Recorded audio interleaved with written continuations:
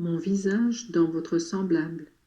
Mes enfants bien-aimés, la paix soit avec vous maintenant et toujours. Je suis présent en ce lieu, je bénis vos pensées et vos désirs, et je donne le départ à vos bonnes œuvres, afin qu'elles soient dignes de Dieu et méritent une récompense. Je suis votre Jésus, frère, ami, père, époux de vos âmes, qu'il est bon d'être ensemble, de former une belle unité et de s'aimer tous, d'aimer les autres comme vous vous aimez vous-même. C'est mon plus grand désir que je vous exprimais à la veille de ma passion, que vous soyez unis à moi, comme moi je suis uni au Père, et qu'entre vous il n'existe pas de division de quelque genre que ce soit. Avant mon ascension au ciel, je promis aux apôtres de ne pas les laisser orphelins, et cette promesse se maintient et se maintiendra jusqu'à la fin des siècles. Je suis avec vous par une présence vivante et vraie dans la Sainte Eucharistie. Je suis présent par mon évangile et par la grâce. Je suis présent dans les âmes et je suis présent dans toute personne humaine qui chemine sur la face de la terre. Et pourquoi donc, moi, le Fils du Dieu vivant, ai-je voulu me faire l'un de vous? Pourquoi ai-je voulu prendre votre nature humaine elle-même? Pour que chacun pût me voir, moi, dans son semblable. Mon visage, vous devez le voir dans le visage de chacun.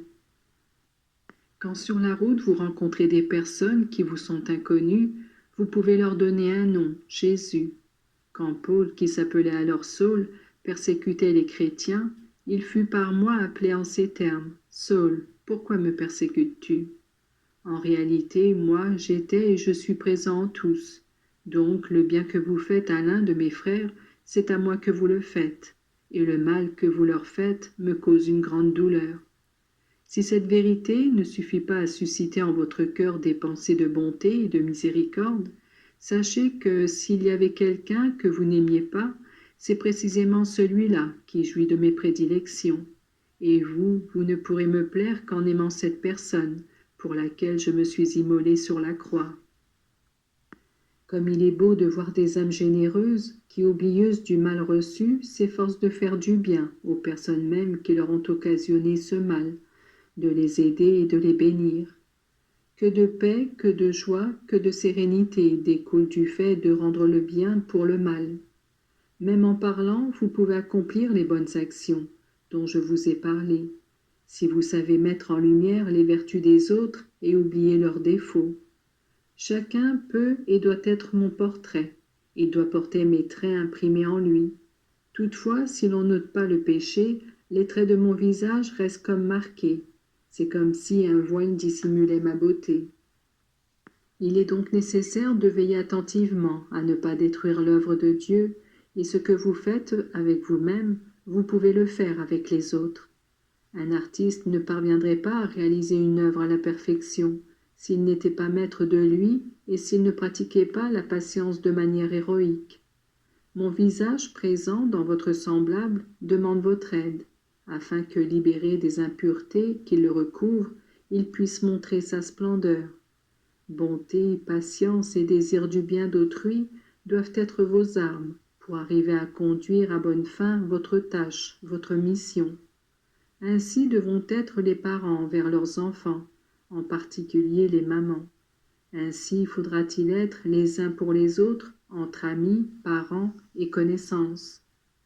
C'est ainsi que vous pouvez désirer d'agir avec tout le monde. Toutefois, il y a une difficulté que je veux aplanir pour vous. Dans le monde, malheureusement, tout le monde est porté à voir les défauts des autres et non les siens, et maintes fois vos imperfections elles-mêmes diminuent la beauté de mes traits. Que devez-vous faire? Le même travail de correction que vous accomplissez envers les autres. Vous devez supporter avec patience que d'autres l'accomplissent envers vous. Ainsi, si l'on vous avertit de vos défauts, vous devez en être reconnaissant et accepter les observations comme si elles venaient du ciel. Cet exercice d'humilité sera très agréable à Dieu, qui interviendra pour apporter et maintenir la paix entre vous tous. Le plus important est de savoir discerner mon visage, et de vous aimer mutuellement comme vous m'aimeriez moi. Il y a certaines personnes qui, d'une manière particulière, me ressemblent. Ce sont les pauvres, les malades, les petits-enfants. Je vous prie de concentrer votre pensée avec un soin particulier sur ces 3 catégories de personnes. J'aimais la pauvreté que je voulus comme compagne de ma vie mortelle, et j'aimais ceux qui, détachés de tout et de tous, me choisirent comme maître. Mais aujourd'hui encore, j'aime tous ceux qui, sereinement, acceptent de ne pas posséder de richesses et d'être privés de tout ce qui est à eux. J'aime ceux qui cherchent le royaume de Dieu plus que les choses du monde, et eux me ressemblent. Les malades aussi eurent mes prédilections, et moi je les guéris dans leur corps afin qu'ils puissent grandir dans l'amour de Dieu. Cette aspiration, je désire qu'elle devienne la vôtre. Approchez les malades, afin que vous puissiez découvrir à leurs yeux le mérite de posséder cette ressemblance avec moi sur la croix, et qu'ils puissent jouir de ma compagnie. En dernier, je vous rappelle les petits enfants qui, par leur innocence, reflètent la beauté du visage de Dieu. Amenez-les auprès de moi, parlez-leur de moi chaque jour. Quand les luttes du monde éprouveront leur foi, qu'elles les trouvent préparées. Pour que mon visage ne soit pas abîmé en eux, priez, priez. Ne vous laissez pas intimider par de fausses idées toutes faites. Le scandale les tue. Vous, préservez-les et aidez-les. Ils sont à moi. Je vous bénis, mes enfants.